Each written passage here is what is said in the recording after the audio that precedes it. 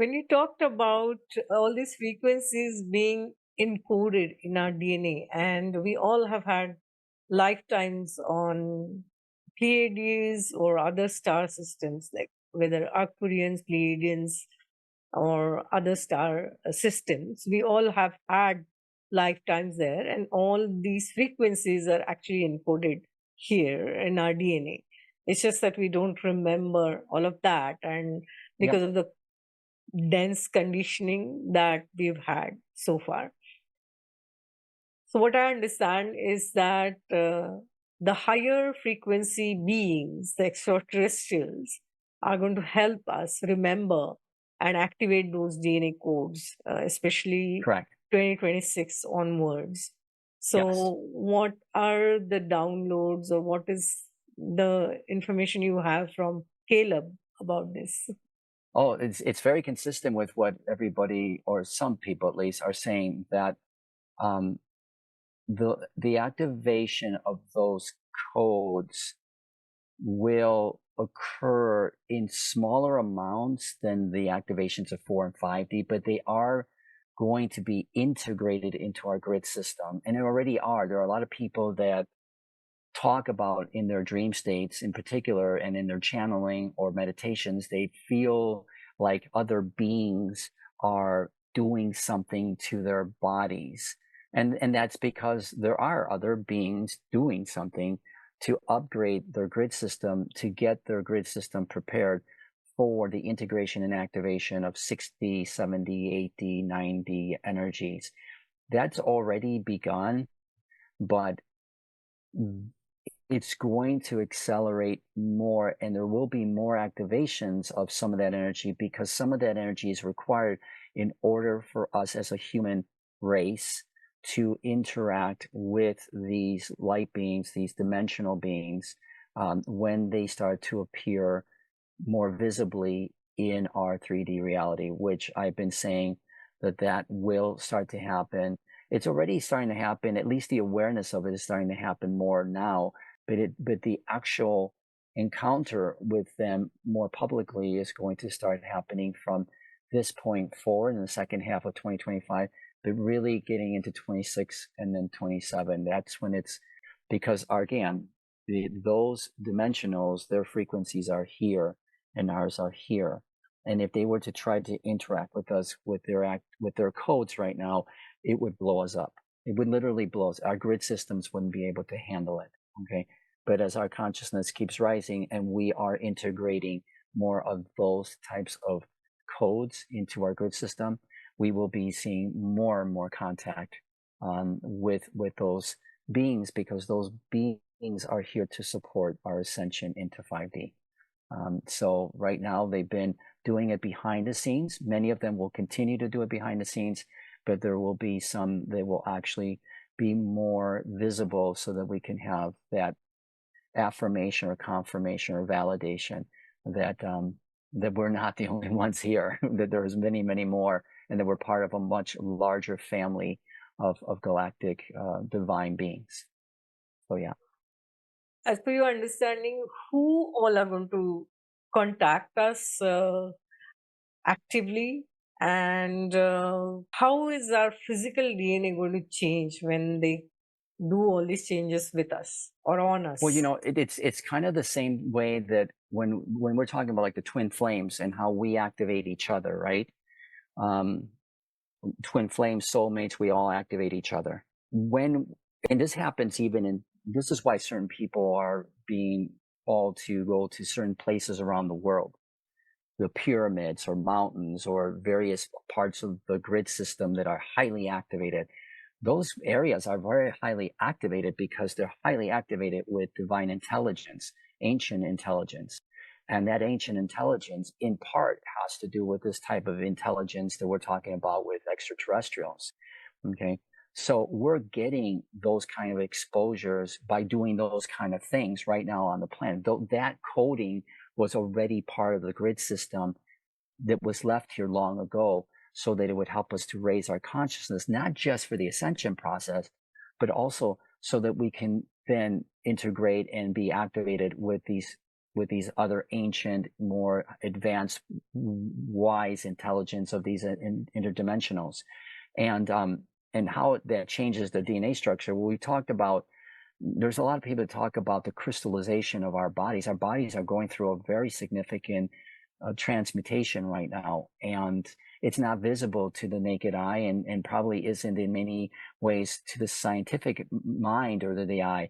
But this crystallization is an advanced coding of our genetic structure, not just our biological one, but also the genetic structure of this whole reality, and which in our biological sense will activate at the very least the other 95% of our DNA strand that right now is considered to be junk DNA. Okay, it's not junk DNA. How naive is it to imagine that we would actually create a vessel where 95% of our coding hasn't been activated, so we consider it to be junk? That's just so ridiculous. But it's also the advancement of the body and the vessel by going from a double helix arrangement to all the way up to an arrangement where you have 12 strands. I mean, imagine what this vessel will be able to do when it's fully activated, and it's no longer just going it's like a car that's running on 2 cylinders versus one that would have an engine that had 12 cylinders in it. I mean, it'd be insane. And so you can just leave it to your imagination in terms of how the DNA structure will change significantly as we continue to rise up in consciousness, as well as when we make more contact with divine intelligence, which again does not have to be extraterrestrial. It could also be in the intelligence that has been beautifully planted around the world through some of these very sacred sites. So you talked about we are not just humans on Earth, and we are a part of galactic family. Why is yes. Earth so important right now from galactic evolution perspective? Because nowhere when we talk about galactic, we kind of view it very limited, maybe to some people would, maybe to this galaxy or even to this universe. But this is a multiverse reality. And it's a multidimensional reality, which has many multiverses in it. And when I say many, I mean billions, if not trillions. And so then we ask the question, well, there's so much. Why is this so important? Because, and this is the part that most people really have a hard time with. I mean, I really do mean this sincerely. This is where I feel most people have not been able to connect the dots well enough here. And so they get a little bit lost here. And that is that we as divine beings, even though we know everything, does not mean that we do not desire to grow and to know more. Okay, not to learn, okay, not to be taught, but to know more. It is in our nature to do that because it brings diversity into the equation. Okay, diversity of energy, experiences, what have you. Okay, it gives us joy to do that. In this game, we are playing with frequencies that we have been playing for some time with, but at the level which we're playing with them now is extraordinarily different than it was before. And it's creating new frequencies of consciousness that have never existed before, which means that this is a very, very sophisticated school, extraordinarily sophisticated. And everybody that's here in one way, shape, or form are extraordinarily sophisticated beings. Okay, the top of the top of the top. Okay, why? Because what is being born here is a new consciousness, a new aspect of consciousness.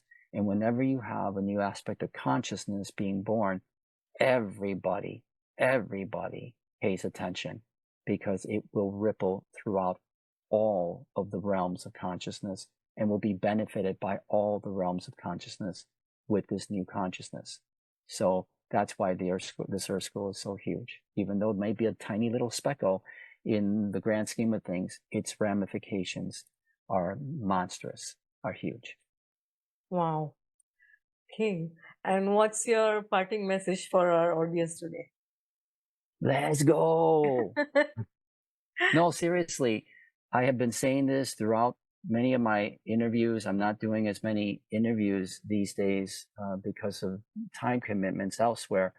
But if there is something that I really, really feel people need to hear, is that their awareness, their awakening matters in terms of the grand scheme of how fast this game accelerates and how quickly we ascend.